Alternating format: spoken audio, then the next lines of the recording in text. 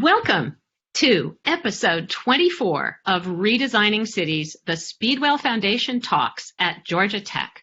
Today's episode, Atlanta's Parks and Greenways as Agents of Urban Transformation, is co-sponsored by the National Association of Olmstead Parks as part of their series of events celebrating the 200th anniversary of Olmsted's birth. Atlanta, often thought of as the poster child for sprawl, not only has a rich Olmsted legacy, the city has been reinventing and reinvigorating that legacy in astonishing ways. And we've got two of the leaders of those transformations with us today. I'll talk much more about our speakers in a moment. First, let me introduce myself. I'm your host, Ellen Dunham-Jones, a professor in the School of Architecture at Georgia Tech, where I direct the MS in Urban Design. Check out our previous episodes on a wide range of topics on our website. We post videos of the events to both the Redesigning Cities and the Georgia Tech School of Architecture's YouTube channels, and we post edited podcasts to all the major podcast platforms. Contact us if you'd like to be put on our mailing list. Now, before I introduce today's event, I want to encourage all of you on Blue Jeans to post questions throughout the talk in the Q&A on the right side of your screen. You're welcome to use the event chat for comments and saying hi to friends, but we will only be moderating the Q&A for questions. Please like questions from others that you especially would like to see answered. Those of you watching on Instagram Live are also encouraged to post questions there. Our assistants will migrate them into the Blue Jeans Q&A. And we heartily encourage you to follow us and the speakers on social media. If you hear something you'd like to share today, please tweet it at Redesign Cities. Now, before we get into today, I really want to encourage you to come back in 3 weeks for Redesigning Cities for Public Health. We will have Dr. Richard Jackson, Professor of Public Health at UCLA and former Director of the CDC National Center for Environmental Health. He will argue that architects and planners can have more impact on the health of the next generation of kids than all the physicians in the world. Joining him in discussion will be renowned architect Michael Murphy of Mass Design Group. His work, dedicated to the construction of dignity and rooted in healthcare design, beautifully proves Dr. Jackson's thesis. Listen in on their conversation, amplifying what it means today to design for health, safety, and welfare. Now, today, I am thrilled to welcome 3 gentlemen who have been in the trenches implementing new kinds of parks and greenways to transform how we live in redesigned cities that are growing both density and trees, and in the process are making bike-oriented development a real thing. Adrian Benepe will lead the discussion and help put Atlanta's accomplishments into a national context. President and CEO of the Brooklyn Botanic Garden, he is one of the nation's foremost experts in parks and open green spaces. He has led a variety of nonprofit and governmental organizations, including Trust for Public Land and New York City's Parks and Rec Department, always with a focus on providing high-quality parks for underserved communities within a 10-minute walk of home. As CEO and president of Atlanta Beltline, Inc., Clyde Higgs will explain how this 22-mile Greenway rails-to-trails conversion is so much more than that and has transformed the city's development patterns, trip modes, and lifestyles. Drawing on his experience in large, complex land development projects, he has led the Beltline in innovating diverse partnerships in the public and private sectors to implement this ambitious and impactful redevelopment. Whoops, back. Now, In addition to an Olmstead legacy, Atlanta has a Tim Keane legacy. Prior to his appointment in 2015 as Commissioner of Planning and Community Development, there was very little planning really being done in the city of Atlanta. Early on, Tim had to rely on some of my students before he hired several of them and established an innovative urban design studio working with neighborhoods on redesigning their public spaces. At the larger scale, with Ryan Gravel, creator of the Beltline, Tim produced the remarkable forward-looking Atlanta City Design book to guide the future of the city. The parks he'll share with us today are just a part of the legacy he leaves behind to the city of Atlanta as he embarks on the next chapter of his career. Mike Messner will kick us off with a brief introduction to Atlanta's Olmstead legacy. Mike needs little introduction to Redesigning Cities listeners. He and his wife Jenny run the Speedwell Foundation. He teaches how to finance green infrastructure at Georgia Tech's Scheller College of Business. And the Georgia Tech Alumni Association recently honored him with the Pettit Distinguished Service Award. I'll stop sharing my screen now and turn it over to Mike. Thank you, Ellen, and I'm glad to be here. I grew up in Atlanta in the 1960s when the metropolitan area was less than 1 million residents. But for most of my adult life, however, I lived in the Northeast, Philadelphia, Boston, New York, where the foundations of those cities were built before the automobile. I really embraced that pedestrian focus of those cities. I was in New York during the real estate financial crisis when our family foundation funded research at Georgia Tech analyzing whether parks and green space could help solve the urban issues caused by underperforming real estate. As part of that work, we funded a documentary on Frederick Law Olmsted and America's Urban Parks, shown on Earth Day on PBS in 2010. It was eye-opening to see the vast work he and his firm did for over 100 years in the U.S., from the 1850s to the 1960s, helping to enhance cities across the nation, including Atlanta. In 1890, in Atlanta, Joel Hurt of the Kirkwood Land Company invited Frederick Law Olmsted Sr., who was then working at Biltmore Estate, to travel south to see the 1,500 tract of land he had purchased for a residential suburb, Druid Hills. Olmsted submitted a preliminary plan to Hurt in 1893, in which a linear park was the central focus. The firm produced a final plan in 1905, 2 years after the death of Olmsted Sr. Olmsted's sons remained involved with the project until 1908. In the 1980s, the park was threatened by proposed freeway, which is typical of Atlanta in those days, though community opposition eventually blocked its construction.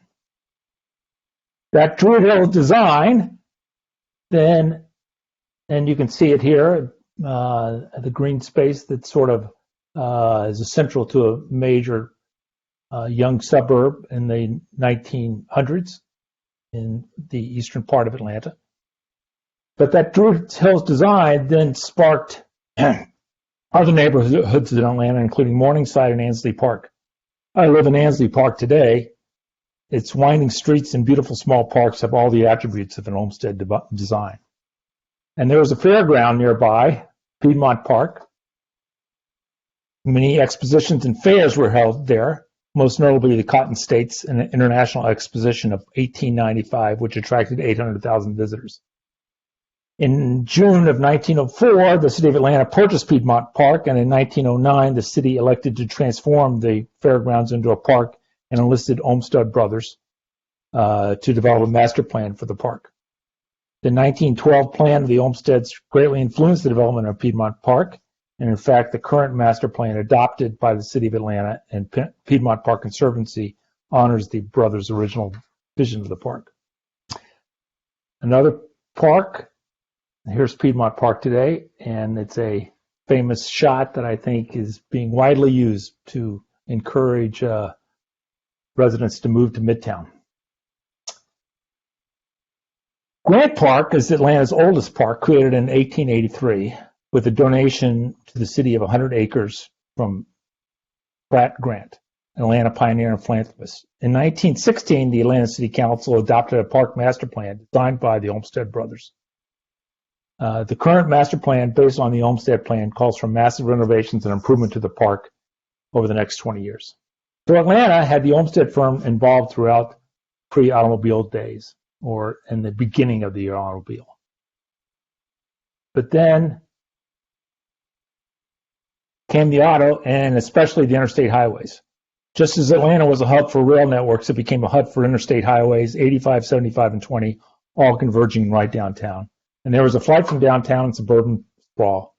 Now the city is trying to reinvent itself from the autofocus and back to the human scale. And Midtown, as I know, Midtown Atlanta is thriving with major influx of new residents.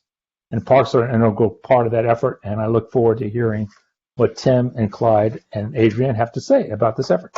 Thank you. Great.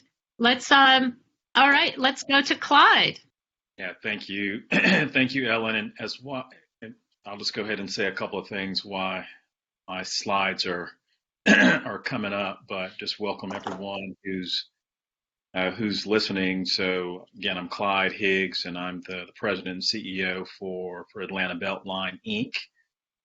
We are the organization that was created to actually implement the very comprehensive vision of the Atlanta Beltline, and as most of you all know, your very own Ryan Gravel was the visionary behind this project, and so I'm just honored to be leading this organization and this project, and it's actually a pleasure to interact with many of you, because I am not an architect. I'm not an LA. I'm not officially a planner.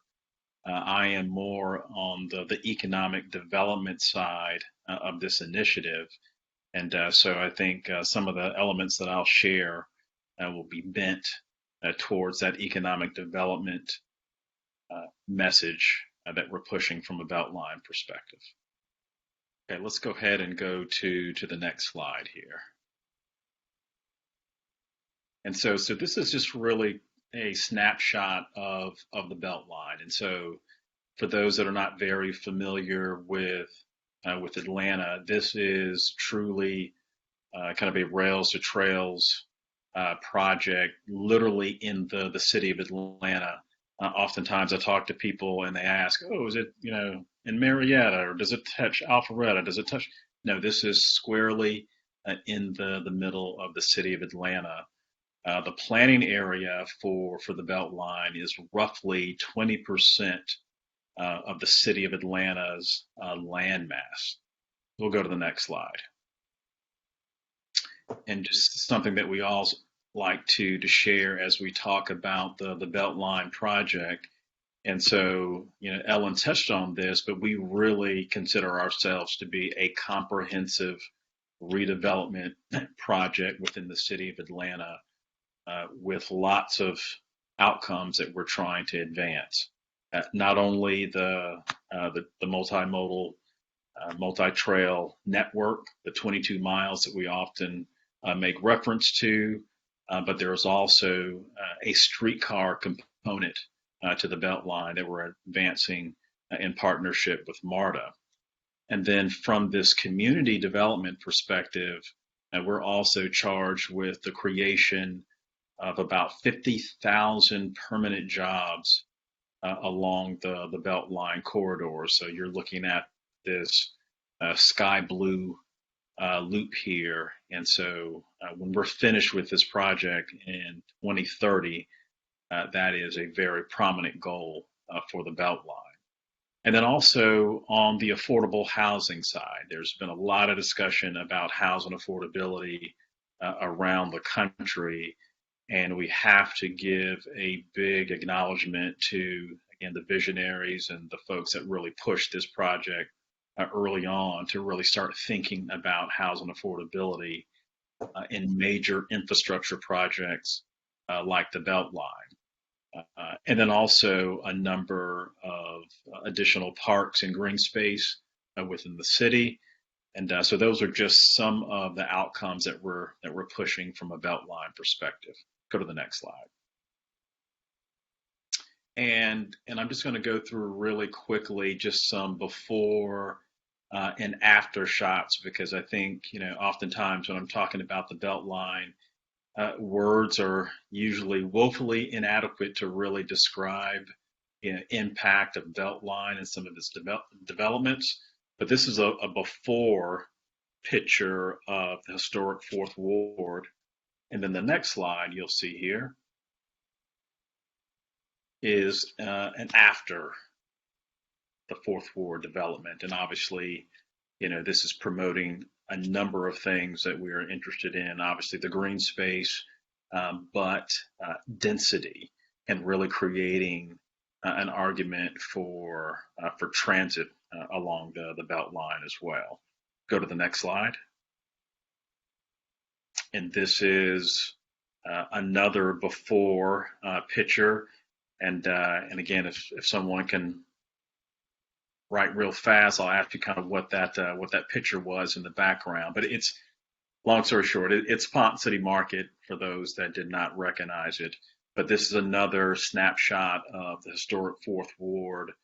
And again, these are the elements that we're looking for: green space, dense residential opportunities all along this corridor. Go to the next slide.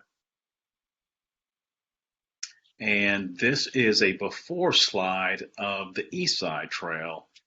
Go to the next slide and you can see an after. This is kind of what it looks like today. And again, those who are in Atlanta, I know that you have probably been at least one of the millions of people that visit the Beltline on an annual basis. And so this should look very familiar to you. Go to the next slide. And these are just snapshots of the Beltline across various segments. So be it the East Side Trail, the West Side Trail, this is kind of what life looks like on the Beltline. And just kind of an interesting fact for those that don't know, we're tracking more than 2 million unique trips along the Beltline on an annual basis. We're in the throes of updating kind of our counter technology. Many believe that number is very low, but even at 2 million, that's still a pretty aggressive number. Go to the next slide. And so when I talked about green space as an economic development tool, this is what I mean. So right now, the Beltline and the businesses around it have created almost 25,000 permanent jobs literally along the Beltline corridor. And so that is something that many cities would love to have that type of impact, because ultimately what we are trying to do is get people to live close to where they work, so they don't necessarily have to get in a vehicle to get around the city.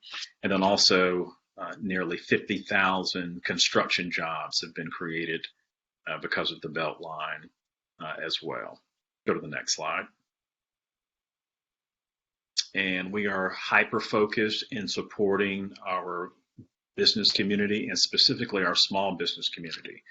Right now, there's probably close to 6,000 small businesses dotting the Beltline. And so we have been very intentional about working with those businesses and providing resources to make sure that they can thrive, along with some of the big names that you hear associated with the Beltline, be it Microsoft, other names out there, but it's really those small businesses that we're really trying to help grow. Go to the next slide. And this is a money slide, and so this is impactful here. So to date, we have invested, and I say we, the tax allocation district partners, the City of Atlanta, Fulton County, APS, and our philanthropic partners, we have put roughly $700 million into developing the Beltline so far. We are floating at roughly $8 billion of private investment that is following the Beltline. So thinking about this as kind of this, this 10 to 1 impact on private or public dollars. And so most communities would love to have that type of impact from an economic development perspective. You typically don't see that type of return on investment on projects like this. Go to the next slide. And just real quick, these are some of our numbers from an affordable housing perspective. Again, by the end of 2030, we are charged with the creation or preservation of about 5,600 affordable housing units along the Beltline, and we're roughly at 2,800 to date. You'll go to the next slide. And there are a number of strategies that we have employed along the Beltline for housing affordability. I'll talk about more of those perhaps during the Q&A session, but that is one of the things that we are hyper focused on. And it's interesting to see some of our sister projects across the country are trying to kind of retrofit their model with regards to housing affordability, economic development, because you cannot develop green space in a vacuum. You really have to think about the impact that you're going to have on the surrounding communities. And so having this hyper focus on housing affordability is important to Beltline and our outcome. Go to the next slide. And so this is something in the affordable housing realm as well. So obviously we have purchased the land for developing the entire Beltline trail network, but we've also been very focused at acquiring key sites in Beltline neighborhoods that we ultimately can push for housing affordability. And probably the one of note was in the Bankhead community. And so this was roughly a 26 acre site, not far from where Microsoft's 90-acre campus will be, not far from the West Side Trail of the Beltline. Go to the next slide. And this is my final formal slide, but this is just kind of an update in where we are from a Beltline completion perspective. And so you can see here in green, those are the segments of the Beltline that we've completed to date. So out of the 22 miles that we have to go, we have roughly constructed about 9 of those. And so we will continue to work hard over the next 9 years in finishing the rest of the Beltline loop. We had a major accomplishment from a financial perspective on last year, which ultimately will allow us to put together the entire capital stack to finish the rest of the Beltline loop, which is a major feat for all of those in the city of Atlanta. And those are my official slides, and I look forward to answering questions later on. Fantastic. Right. Let's stop sharing it with those slides. And Tim, you're up next. Okay, thank you. Thanks for having me. I'm really pleased to be here, in particular because Mike Messner is sponsoring this talk and these talks at Georgia Tech. Mike and I have a history he hides, I think, honestly, but it's from Charleston, where Mike was instrumental in getting what's called the low line in Charleston off the ground. And in Charleston, that's the old Norfolk Southern line, which is a mile and a half from the neck area of Charleston down into the historic part of the city. That everything's historic, but the lower part of the peninsula. And I remember being in some tense meetings with Mike in Norfolk Southern over that acquisition, and Mike did a great service to Charleston while I was there. I'm going to speak more directly to design and mostly at the city scale.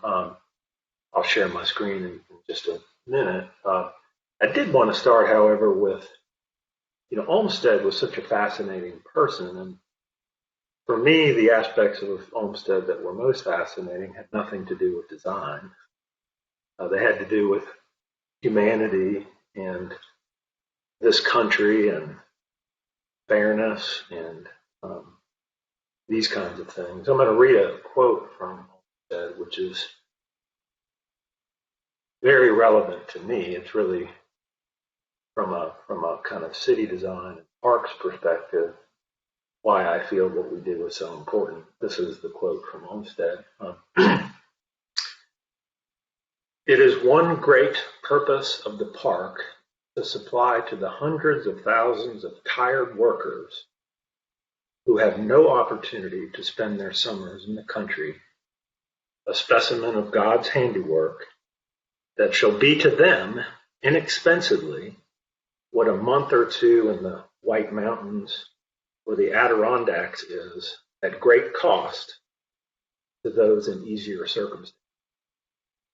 And that is, what has always, in part, kind of compelled me in this work. And I think it's a nice way to start talking about Atlanta city design and what kind of that tradition of Olmsted's perspective, including as it's manifested in design, impacts how I think about Atlanta city design, Atlanta's potential. This is the poster we commissioned that was drawn by Christian Satil out of Savannah to represent Atlanta city design. And I want to frame this in the context of, and I think in Olmsted tradition, this relationship between the city and nature.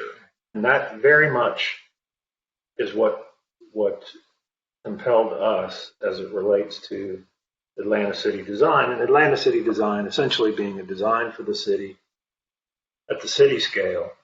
And what Atlanta has an opportunity in terms of its growth to define its distinctiveness, uniqueness among American cities. And that is this relationship between, in our case, substantially the forest and the city, the urban parts of the city. And this image that Christian created is intended to illustrate that in a very obviously conceptual way. But a couple of things to point out here. Obviously, the Beltline is illustrated here at the center of this, connecting so many parts of the city. But the other important aspect of this image, which is very much part of Atlanta city design, is again where the city is going to become much denser and more urban, particular in its center, downtown, midtown, places like that,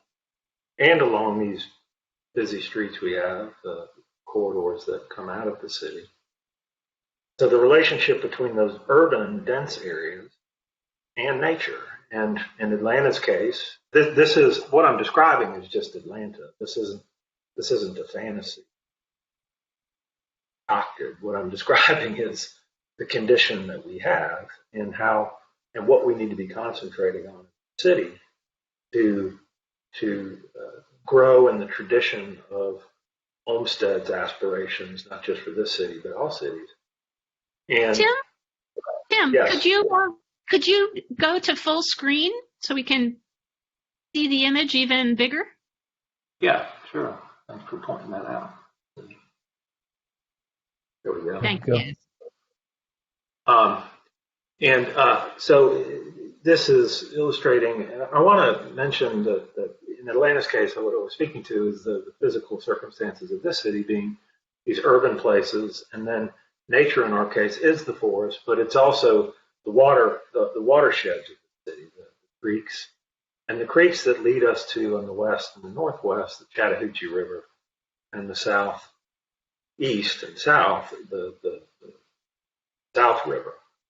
And really, as Atlanta grows to become a much larger city, the importance of the community shaping that growth such that we're concentrating on making a better physical place, that there is a relationship between the physical city and the prosperity of the people. And this is something that Atlanta, in my opinion, doesn't really acknowledge. And there's many things that cities should be concerned with, but this is one of them. The relationship between the physical city and the prosperity of the people. And again, in my opinion, it's more than just my opinion, but if we grow in a manner that's like this, which is a very specific idea, that Atlanta actually can become a more distinctive and more livable city as it grows substantially. One aspect of this is this connection between, as I said, urban and nature, and where we have those intersections, concentrating on celebrating them. The map on the right shows where we identified in Atlanta City Design a whole series of these connections between urban and nature. And as a city, as we're developing and growing and denser and so forth, that we're taking great care of these locations such that they are celebrated and really become what is distinctive about Atlanta's public realm.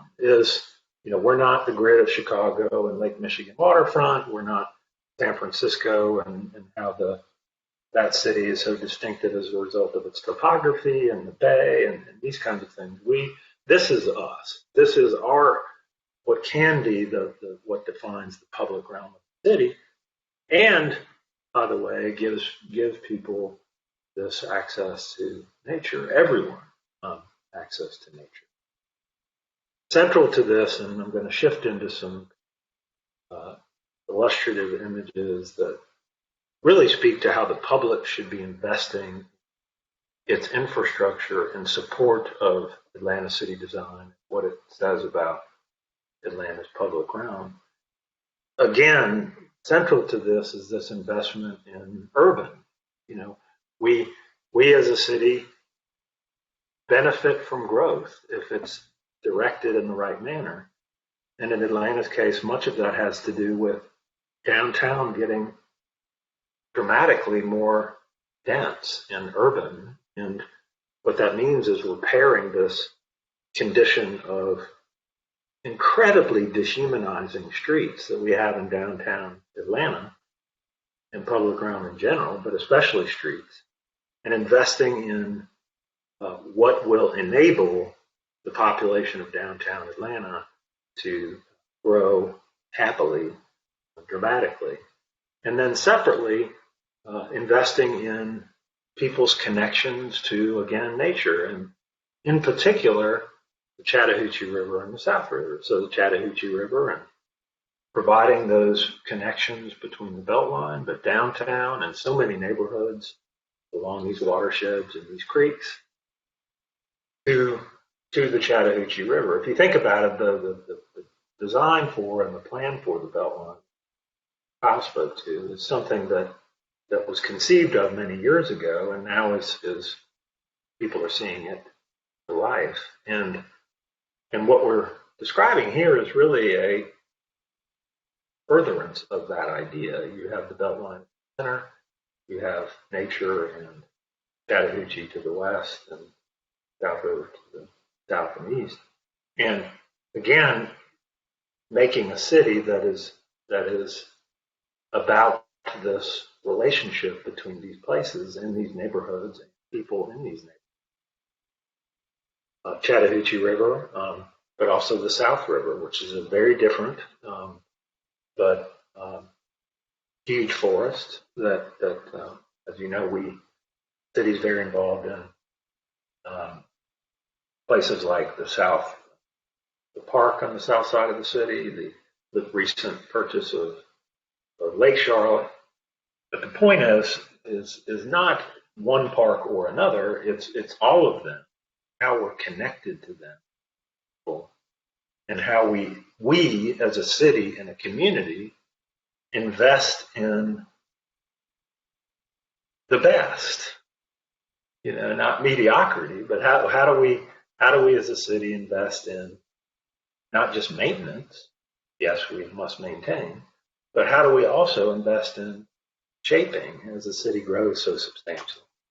taking this to a smaller scale, is this issue of this concentrating on these intersections. This is Hollowell Parkway, the northwest side of the city, some work we've been doing, the west side of Quarry Park. And so in this area, you have Hollowell Parkway, which of course includes many neighborhoods and the street that must become a urban street, not a commuter highway. We're suggesting that phase one of that urbanization in Hollowell Parkway should be essentially the Beltline here on the east and out to where Hollywood Road is on the west. Pretty good run, a mile and a half or so, that we concentrate on urbanizing that, making it a city street. But then you also have the Bankhead MARTA station, where there'll be great investment in density and affordability. We've created a zoning requirement for affordability in this part of the city. The potential here for much more urban, dense development, housing, and including affordable housing, and this intersection of Proctor Creek and Hollowell Parkway that we don't, as my opinion, Atlanta tradition, we don't take each component of this and treat it independently. Rather, we think of it as one place, not a series of projects, but actually the fabric of the city and all that it can be, the urban part of it, the nature part of it, connecting, as you that are in Atlanta know, this location is not far from the Chattahoochee River. If you go north from Hollowell Parkway on Proctor Creek, you're a couple miles from the Chattahoochee River, not to mention if you go south, you head towards downtown, and then just a rendering of what that intersection might look like if we treat it as a place, not a series of projects, with Proctor Creek coming through where Hollowell Parkway meets the urban part of the city here, which in this case is Hollowell Parkway. So that is my frame of reference for Atlanta and what's possible here. I think when it comes to the city and the relationship of parks to people, this is what I hope we can discuss and hope very much that Atlanta will have great success on it. Near term and long term. So yeah, thanks. Stop sharing.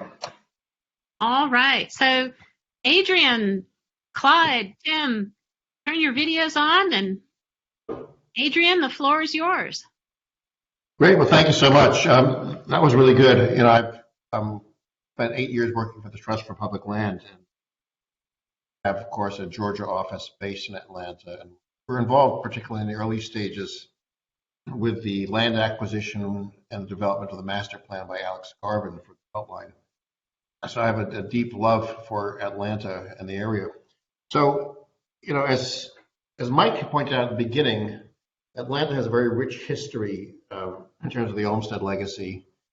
And then, like a lot of other cities, Buffalo and Louisville and others who have great Olmstead legacies, they largely let those legacies give way to the legacy of the automobile, highways and interstates and tract housing. And the growth of Atlanta, with the intervention of things like MARTA and wisely having a bit of a mass transit system that gets out to the airport, which many cities don't have.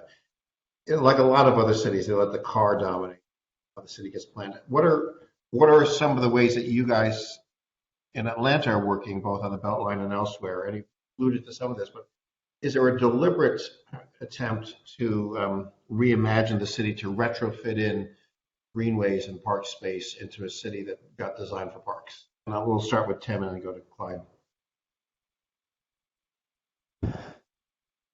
Well, I mean, that's central to what I, was describing in terms of Atlanta city design. Is that, and we've started implementing that on Proctor Creek and other areas of the city. So, yeah, I would refer to my presentation. And the concept of greenways has been pretty well advanced in Atlanta, building on the original concept of parkways by Olmsted. And you did allude to the concept of what you might refer to as a blue way. So you have a potential of connecting well beyond the city limits of Atlanta, well beyond even the metro area of Atlanta via the Chattahoochee. Do you see that as another area for growth? Well, yeah, the Chattahoochee Riverland, the some degree the South River Forest, concentration on how the creeks connect every part of the city and potential connection along the creeks to the Beltline and the Chattahoochee River. The Chattahoochee River plan, of course, Chattahoochee Riverlands, is a regional project. So it goes from Beaufort Dam in the north to on the south. I can't remember the southern extent of it, but it's well south of Atlanta, and it's a plan for the Chattahoochee River that includes many jurisdictions, people, and how to create a publicness to the Chattahoochee River, which we've never had, and Atlanta is certainly part of that. Great. But you know, your quote, "You can't develop a green space in a vacuum," that's probably not something they would have said in the 1860s. So I've paid a lot of attention to Olmsted's earliest parks here in New York City and elsewhere. And while they did certainly say, if you build this park, real estate values will follow. And remember, when they built Central Park or Prospect Park, it was the countryside. There was no city around them. And there was a deliberate attempt to inflate real estate values through the creation of parks. In some ways, we've come not full circle, but half circle, saying, hey, wait a second.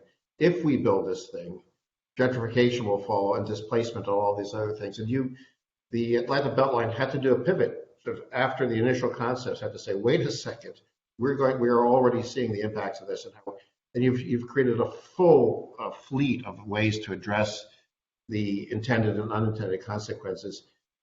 Are you seeing other cities join in and sort of understand the lessons that you've learned with the Greenbelt? Yeah, Adrian, that's a very fair point, and I will tell you, it is a topic, and Tim and others know this, that affordable housing is at the forefront. And if we're all being honest about the Beltline when it first got started, I don't know that anyone really predicted that it would be this successful from a real estate, from a user perspective. I think there was a glimpse that it had the potential to be successful, but at this scale, I just don't think anybody predicted that. And so, again, I'm talking from a user perspective, and then also, from the perspective that people literally want to live right next to it. And so, again, we have been hyper focused on making sure that affordability on the residential side is of utmost importance. But I will tell you, Adrian, we probably get a call, every other month from another municipality, asking about the Beltline and our tools on how to address housing affordability. And the first thing that we respond to is, first, it's got to be a partnership. It cannot land on just one entity, but it requires many partners, because there are many strategies to actually address affordable housing through the creation of a new unit, through the preservation of existing affordable housing units, to actually, literally one of the things that we do in partnership with the Atlanta Beltline Partnership is literally in key Beltline neighborhoods, we are going to pay people's property taxes that have been in those neighborhoods for a long time. So as the Beltline comes through, and let's say those property taxes go from $500 a year to $5,000 a year, this program that I just made reference to is literally going to pay the difference for legacy residents that have been in those neighborhoods. And so those are the type of strategies that we like to share with those sister projects across the country. And again, many of them are trying to retrofit their models.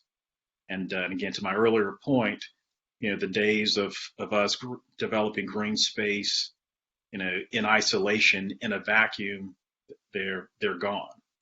And there are a number of projects like this, like the Beltline across the country, be it obviously in New York City, the High Line.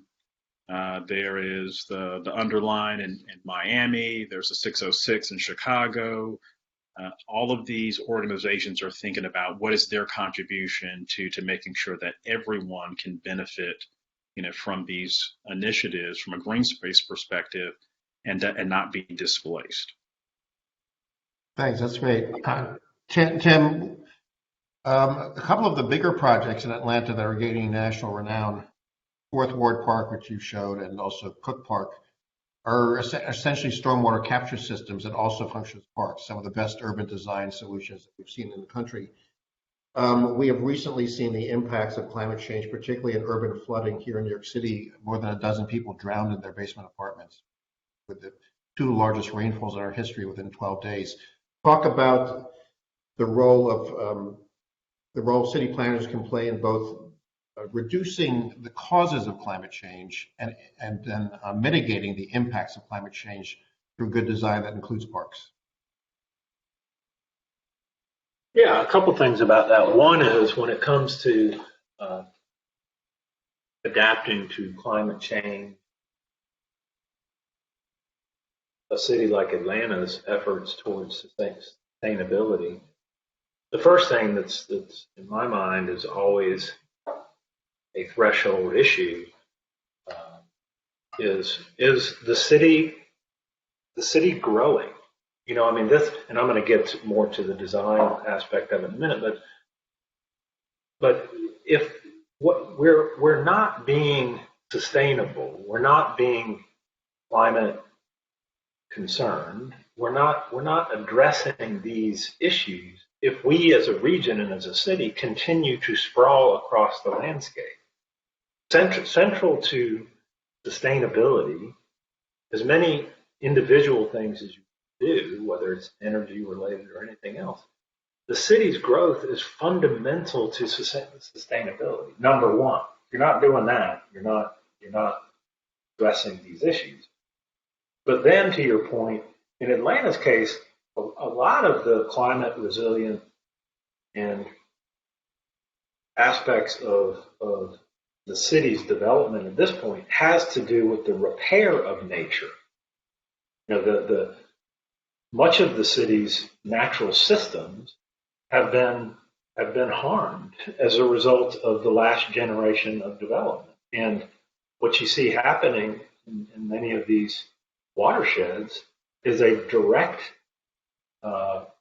intentional effort on the behalf of the city and others, many conservation organizations, to repair the damage that's been done along these watersheds. And that is certainly the case in the Chattahoochee, along the Chattahoochee, of the waterway, which the drinking supply for the region and for many others, and the most significant natural feature of more than just this region, it is repairing the damage that was done through industrialization.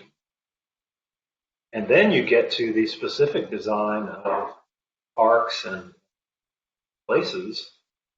You referenced Fourth Ward Park, Cook Park, two examples of that. But the next one might be the Chattahoochee brick property and the other investments along the Chattahoochee to clean up and repair the damage that was done to the river and the creeks. And when it comes to climate resilience, that and the protection of forests in the city are the things that we can do. And obviously that's central to the design of parks and space and other public realm spaces in the city. So I think, Adrian, in Atlanta's case, this is very much the work to be done. Great. This will sort of be a lightning round because we've got about 5 minutes left before you segue into another part of this conversation. I think we all learn in cities. We learn from other cities and we teach other cities. I think Clyde Beltline is the biggest, but it's not the only green belt type path in Georgia. Even the Carrollton Greenbelt is also a model for a smaller city or a smaller community, do a beautiful loop greenway through its community. So I think both of you, each of you, maybe we'll start with Clyde and go to Tim. Talk about how you feel Atlanta fits into the national and international conversation. What are you learning from other cities? Are there particular lessons you've learned from other cities? And what do you think other cities have learned from you, both within your specific projects and broader projects? We'll start with Clyde. Yeah, so I, obviously there have been projects that started before the Beltline, but from a scale perspective, and again, I talk to a lot of our sister projects across the country on a regular basis. From a scale perspective and an outcomes perspective, the Beltline is definitely a project of national significance. Again, if you think about our outcomes and our metrics, obviously to develop this 22-mile loop of multi-use trails in the city is an outcome, but also having this transit component. And so many of you may not remember, but in 2016, there was a sales tax passed to support transit within the city of Atlanta and then also on the Beltline. And so this half penny will raise, almost $3.5 billion for transit, and roughly $1 billion of that is slated to be dedicated to Beltline. And also, as I talk about transit, I'm definitely reminded of our friend that left us way too early, Jeff Parker, who was the CEO of MARTA, who passed, I guess, maybe almost a month ago, several weeks ago. And so just wanted to acknowledge his untimely passing. But yeah, that's probably the biggest piece that I hear, Adrian, about Beltline is just being comprehensive, holistic in the project, again, from a jobs perspective. And even when I have other mayors that want to visit, they're really interested in not only just the green space, but like how do you really incentivize business, develop office, residential, other space literally connected to those ways, because they also want to get people outside of their cars. And I would say the one thing that I think, and again, if I could play Monday morning quarterback a little bit, that we probably should have done with Beltline, and that is to capture, the long-term health benefits of having the Beltline going through some of these neighborhoods. And so having maybe perhaps a longitudinal study, started in 2006 and really following these people all the way to the end of 2030, to me, that's a potential landmark study. And so I know other communities are thinking about the health benefits. I don't know that we talk about that a lot from a Beltline perspective. Adrian, real quick, as it relates to Atlanta versus other cities in the country and around the world, I think what distinguishes Atlanta, what's so exciting about Atlanta, this isn't unique entirely to Atlanta. There are other cities in the country in the same circumstance, but I think Atlanta is better positioned than any of them. Is this issue, back to my point that there is a relationship between the physical city and the prosperity of the people, and that is that to address these issues that are most difficult for cities, affordability and mobility in particular, that people can afford to live here and that people can move about outside of their car happily. The way to do that has to do with how you build the city physically. If you don't shape the city in association with housing affordability and mobility, then you're not doing anything. I mean, this is back to it's another way of, there's always been the land use first, transportation second thing. What I'm kind of just describing that in human terms, which is if we don't shape the city and decide how we build this place, we ain't never going to adequately deal with affordability and mobility. But no one wants that if you're not building a beautiful city that you want to live in, right? So it gets back to how are we designing this place? Not in a mediocre way, but how are we doing it exceptionally? And Atlanta is a city that's doing that. And there's lots of cities in this country that are very frustrated about housing affordability and mobility, and they're kind of done. They're substantially what they are. Not that they're not going to change, they are. But you're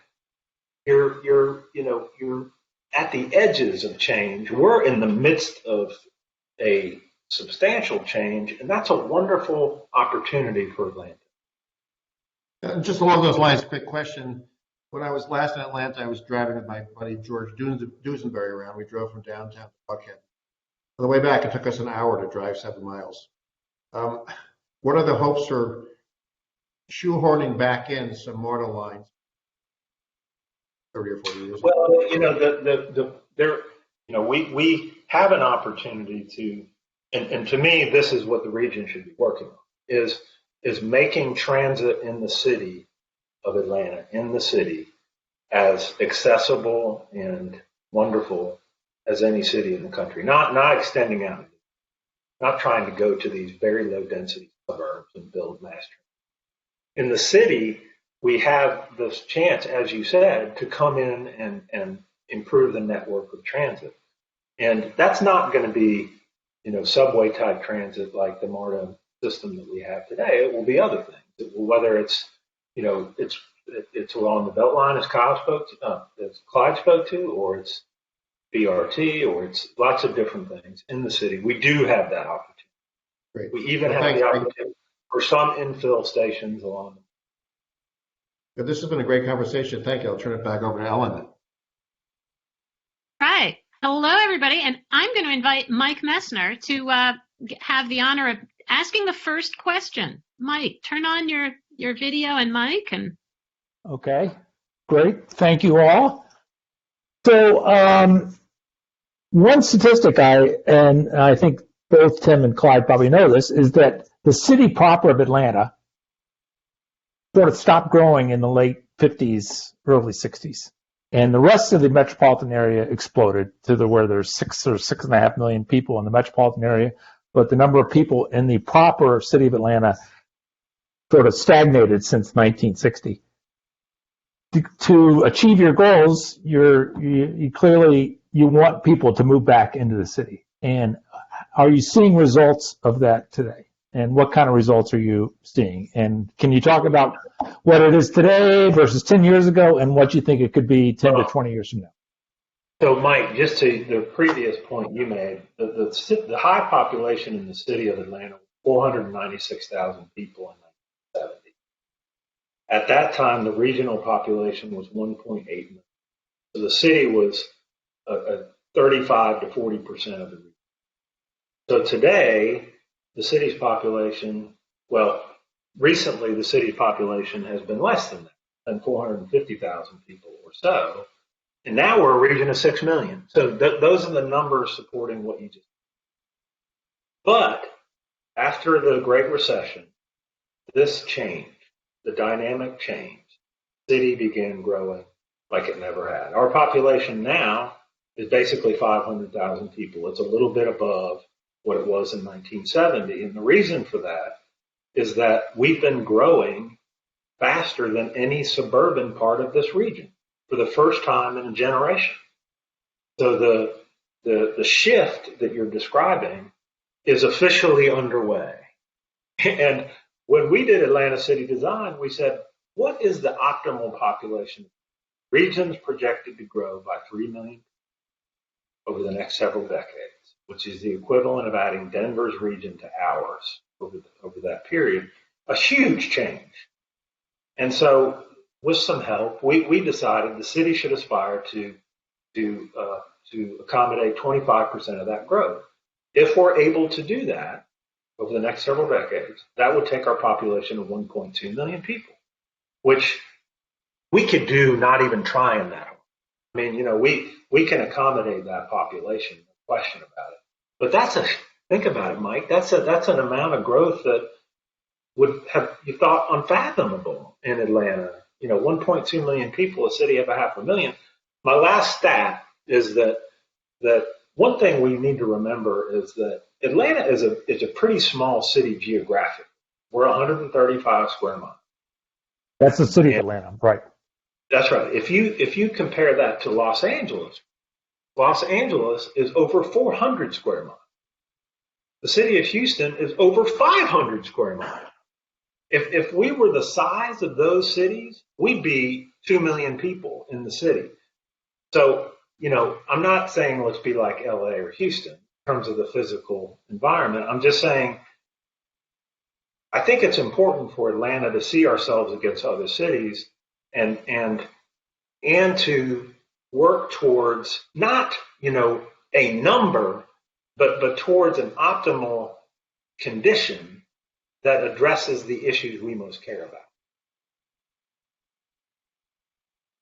Excellent. Well, I should say you most care about. But go ahead. No, that's fine. I'm just thinking of, if you have the statistics just for Midtown, that seems like it's just been turned around completely, which was a complete, when I was growing up here, Midtown was a desert in terms of people and viability and everything else. And so it's nice to see that. And I don't know what the statistics are for the number of people in 2000 versus number of people here in 2020, but it's got to be up fourfold in just this 5 or 10 square blocks of Midtown. I want to pick up on the kind of question. I'm sorry, Clyde. Go ahead. No, go ahead. I didn't have a whole lot to add, but I mean, just from a Beltline perspective, just what Tim described is kind of what we are feeling. I would describe it as this repopulation of some of these neighborhoods, and a good example of that is the community of Pittsburgh off of the Beltline. This is the community that unfortunately went into infamy during the Great Recession with a lot of the home loan challenges, and we still see the vestiges of that today. But what you really are seeing in some of these key neighborhoods along the Beltline is repopulation of those neighborhoods. I want to build on that because, again, just the change. I've lived in Atlanta. I moved here in 2000. So I've now seen exactly just dramatic changes just in these 20 years. And I remember when I arrived, Ryan Gravel had just presented his thesis the year before, and the faculty all patted him on the back. Nice idea, yeah. And nobody expects it to happen. And then it starts. So I arrive, and actually, there's starting to be some buzz. But yeah, no one expected, I completely agree with you, Clyde, no one expected it to really take off anywhere near to the extent that it did. It's become so popular. It has changed how people think about how to get around. And I think it's played a huge, just that mentally, now people actually can conceive of living without a car, of whether it's scooters, bikes, skateboards, who knows what mode of movement. But I've been especially intrigued hearing how many of the employees who work on the Beltline arrive by walk or bike. How many of the new residents on the Beltline don't own cars, and you can see all the bikes in the balconies. The buildings need to do a much better job of providing bike parking. But tell me, am I crazy, or is Atlanta a hotbed of bike-oriented development? Yeah, I mean, you touched on something really interesting, Ellen. So again, as we talk about a lot of these high-flying companies, be it Microsoft, be it, you name it, tech company that's locating here in Atlanta, and they're selecting the Beltline. That is not by happenstance. That is very intentional. And a number of companies have really embraced, this new model because, again, from an economic development perspective, the reason why these companies make these selections is really primarily driven by workforce. and guess who wants to be on the Beltline? It's young people. It's the people that are listening to us now, and then they know that you want to be perhaps somewhere along the Beltline. And so that's how they're making some of these site location decisions, is based on how they can recruit you. And then also, with companies that have embraced this culture, a really good example of this is MailChimp. And so I don't know if you all know MailChimp. That's located in Pont City Market, but this is a tech company. And I think their CEO at the time said that about 30% of their workforce uses the Beltline to either walk, ride a bike, skateboard to work and back home. That's significant. That is, I guess, 900 or people that would not be in a car for that period. So that's game changing in many ways. And again, if you talk to the folks at Pont City Market as well, they're also suggesting probably a quarter of the people that work in Ponts use something other than a car, to get back and forth to work. I mean, to me, this is so exciting, and really is an important game changer. But of course, what comes with all of that desire and catering to people's desire is that it does then increase the property values and increase the unaffordability. And, Adrian, you've heard Clyde's talked about how much the Beltline is really addressing affordability. It has programs in place to try to stop displacement of longtime residents. What can you compare kind of what's happening, this notion of eco-gentrification that we're seeing the Beltline often get discussed about? Is that also as much is the issue the same in every other city? And are there lessons learned? Are there other things that other cities are doing to mitigate it? Yeah, well, thanks. Good question. So yes, there are lessons being learned. So a project very similar in some ways, it's much smaller. This a complex and expensive, the 11th Street Bridge project that's building a new bridge in the footprint of an old bridge that won't be a bridge at all. That will be a park as a bridge, kind of like a mini High Line. They were very conscious of the unintended impacts of that. And long before they started building the project, they were building out the programs into the Anacostia community to how to empower home ownership, how to create jobs, and all. So they're taking lessons from the Atlanta Beltline. On the other side of the coin, though, I'd say there were cities across America that only wish they had gentrification, that they wish they had parks projects that were spurring investment, where there are large tracts of abandoned land and abandoned homes. Those are thankfully small in numbers. So yes, certain cities where there's robust growth going on, there's no question that green gentrification, if you want to call it that, is a problem, and it's not being addressed. And sometimes people just simply look at the poor Parks Department and say, hey, you've got to fix this. And exactly as Clyde says, it can't just be the Parks Department or the Parks Group. It has to be in comprehensive partnership with the Housing Authority, housing development programs, whether they're for-profit or nonprofit or governmentally sponsored. You can't just pin it all on the Parks Department. And then the worry in some of these cases is people saying, let's not make a really nice park in this underserved neighborhood that's never had it, because it will spur gentrification. Let's make it just green enough, like not really green, just okay.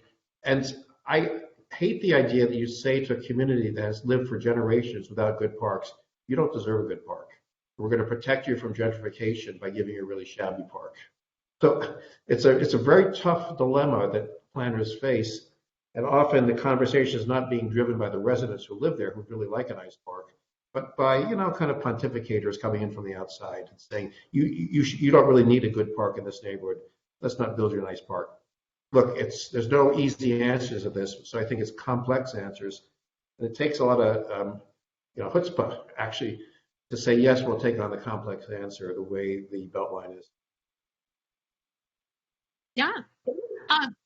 Tim, there's a couple of questions in the chat that I think they're very specific, but I'm hoping you can answer. One is just specifically, can you type out the quote? Or, it looks like there's been an answer. No. Can you type out the Olmstead quote?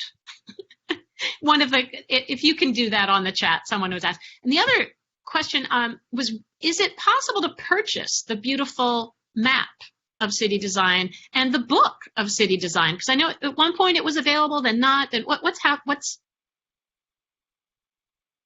you're muted.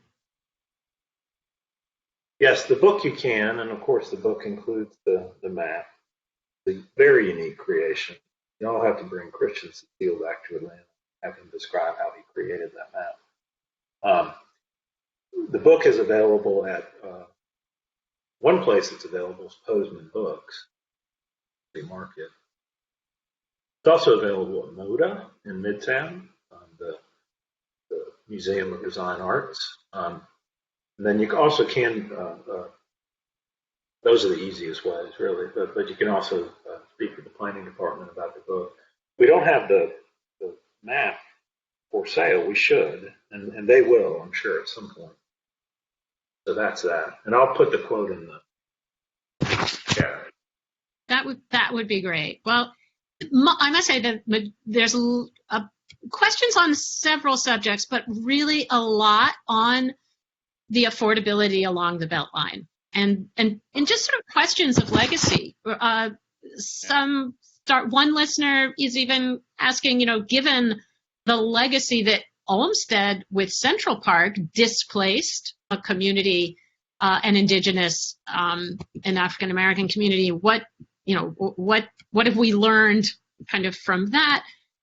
But even some specific questions, Clyde, on what defines a legacy resident? How long does that tax abatement for them last? A lot of specific questions. And are there? I guess my question would be: are there places on your website that explain all that in plenty more detail? And then Adrian wondered if you had any comments about the Olmstead legacy.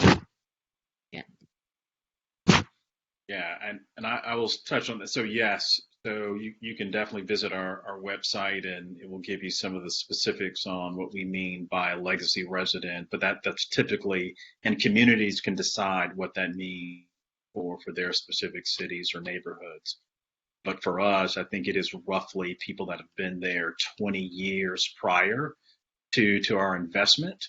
And then they also have to meet, kind of a revenue and income threshold as well. And so if they meet that criteria, then that is they could actually be a part of our program. But I do want to touch on something that Adrian said that is really, really important. I need for people to hear this, because it's funny. I get interviewed often about the Beltline, and journalists are terrific. They will dot you with lots of compliments about the Beltline, like, oh, this is great. It's all these people. It's this, it's that, and then the conjunction comes. But then of course the affordability question is going to pop up. And what I like to remind people, again, to Adrian's point, that if you go into communities and you talk to long-term residents, I guarantee you what they are not saying is, yeah, don't bring that beautiful park, to my neighborhood. Oh, I don't want this nice grocery store. Hey, I don't want a coffee shop. I don't want these amenities. They are absolutely saying they want those type of amenities. But if you really pay attention to what they are saying, they're saying bring those amenities and bring those protections at the same time. That's the discussion. It's not about, we don't want investment. That is poppycock. That's not the case. What they are saying is bring a comprehensive solution. So that means amenities, protections on the housing piece, livable wage jobs that you don't necessarily need a PhD to qualify for. That is really what community is saying at the end of the day. And that's how we had to pivot, to be quite frank, from a Beltline perspective, is to get hyper-focused surgical in bringing those solutions to community. So the conversation that we were having in 2015 is much different than the one that we're having in 2021 and 2022. We're in a better place. Still a lot of work to be done, but if you look at purely the numbers, it's going in the right direction. Yeah, the Olmstead legacy, and particularly I think what Chaz referred to Seneca Village, and Seneca Village was a mixed race community in what later became Central Park. And as usual, the story is much more complex than the myth. The myth is this community was bulldozed off the land and people were dragged away and their land stolen from them. It's more complex than that everybody who owned land that became Central Park was bought out through eminent domain. And it was a very early use of eminent domain, the same practice which was used to get land to build a bridge, build a school, build a sewage treatment plant, where the government comes in and says, the greater public good, and we're going to take your land. Sorry, but we're going to take it. But everybody in Seneca Village and all the other property owners, the owners of taverns, Mount St. Vincent Academy, they were paid for their land. And it actually created generational wealth for many of these families because they were well compensated through eminent domain. And this is being documented in a book that's being published by Sarah Cedar Miller, who's a historian and archivist for Central Park for 30 or 40 years. So yes, the town was taken away, but it wasn't stolen. It was paid for just the way all the other pieces of property were paid for a public purpose to create a great big public park. And every time a school has been built or a highway or a bridge, my in-laws lost their homes in Pasadena for a freeway that never got built. And that's government can be very powerful with the use of eminent domain, but it's usually for good purposes. And the individual stories of the people who lost their homes and were paid for them are sad, but it's part of the price we pay living in big cities is that sometimes the public sector takes away private land for public purposes. Yeah, it does. I think you did such a beautiful job of describing and sort of just focusing so simply on how the city needs to connect the urban to nature. And in some ways, just sort of simplifying it as if then, well, if it's that simple, it also should be that easy. And well, it is. It is to draw it on a plan, but where's the put? What? Think about this, though, Ellen. Think about it. Atlanta can build anything. My God, this city has proven it can build anything. I've said this before. Sorry to those that we get the science. We got the data, no question. We can build things. The question that Atlanta struggles with is the art of the city, not the science, the art. And what are we making? And if we can as a community simply understand what's possible here, if we think of this place as one, as fabric, hell, we could build this thing. It would be nothing for Atlanta to build what's being described here. Much simpler than the thing, the projects that have been built. I don't mean project as in project, but you know what I mean. Individual, independent things that have been built here. So I say it's simple, honestly, that it's a matter of commitment and understanding. Even in a developer-driven town, do you think is Atlanta shifting from being pretty much a developer-driven town to now a public good vision-driven town? I don't know about if it's new. Relatively. But I do feel that it is, current condition is one of vision, community-driven. I will say developers are fundamentally important to this process. They're building the city, and in my experience, Atlanta has a lot of very excellent community-minded developers who simply would appreciate some consensus on what it is we're trying to build here. You know what I mean? And could be very good at helping build it. Well, Tim, I can't say how sorry I am that you are leaving Atlanta, because you have this vision, and you, I think, have done just amazing things at helping, helping us, I think, helping Atlanta see a closer version of the beloved community that we all aspire to. What advice do you have for whoever is named to succeed you? And, what can the rest of all of us in Atlanta do to help carry forth? Yeah, that's funny you asked that question. A reporter asked me that question today, and I'll give you the same answer I gave the reporters. I have nothing to say. I'm not good at suggesting what someone else ought to do. I will say that,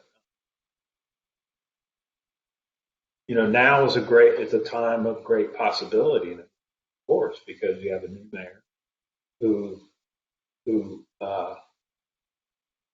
brings so much energy to this job, and I think sincerity to the aspirational aspects of the city. And you have a lot of new city council, some of whom I don't know, as a matter of fact, but there's quite a few of them. So I think my only thing would be, what a great time in Atlanta to try to build consensus around, building the city that's possible here. That would be it, Ellen. Thank you for your sentiments, though. Well, I know, and it's I don't know. I feel like I think those of us who will be here to try to carry on without you at the helm. Can I offer an inspiring quote for all planners? Tim, please. Yes. It's Daniel Burnham, of course, worked on the plan for Chicago, who said, "Make no little plans. They have no magic to stir men's blood and probably will not themselves be realized. Make big plans, aim high in hope and work, remembering that a noble logical diagram, once recorded, will never die. But long after we are gone, will be a living thing asserting itself with ever-growing." Now, look, there are very good small plans you should make, but if you want to remake big cities, you have to make big plans, and maybe you'll realize a third of them or a quarter of them, and they'll take a long time to happen. But that's some advice that has been given to planners. With one other aspirational aspect of the quote you just gave, and Daniel happened in Chicago, is, and not just as a specific aspect of that, is that it took a long time for the plan of Chicago to be adopted by the city. And I don't mean formally adopted by city council, but I mean adopted in the sense of let's go build it. I mean years before what was part of that sunk in and someone said, yes, let's do this.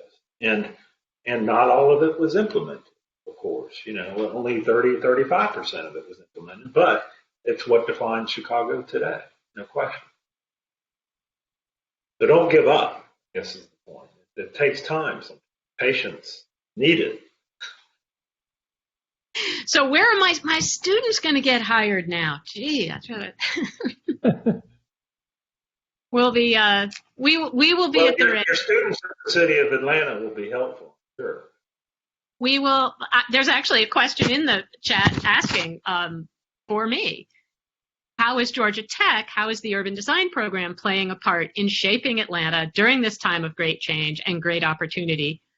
And I am extremely proud of the work that we've been able to do, both in the city of Atlanta, throughout Metro Atlanta. I'm working in DeKalb County, my students this semester. we do our best to try to help improve these, help everyone engage in a conversation about the future of their city. And that's really what the point is of this whole series. So thank you, Mike, for funding the Redesigning Cities. And with that, I think I'm going to close and remind everyone. Mike, did you want to say something? Nope, I did not. Thank you all for talking about my hometown as I've lived in many others, but this is a good one too. Back to the future, hopefully, with Olmsted's ideals. Absolutely. April 26th, the actual birthday date. So thank you, listeners. You've been listening to episode 24 of Redesigning Cities, the Speedwell Foundation Talks at Georgia Tech. I hope you are as inspired as I am to celebrate Olmsted's 200th birthday, as well as Groundhog Day, with a walk in the park or on a greenway. Thanks to our amazing speakers, Clyde Higgs, Tim Keane, and Adrian Benepe. Come back February 23rd, episode 25, Redesigning Cities for Public Health. And check out our previous episodes on our website, Redesigning Cities. We're at the georgiatech.edu. So, thank you very much, everyone.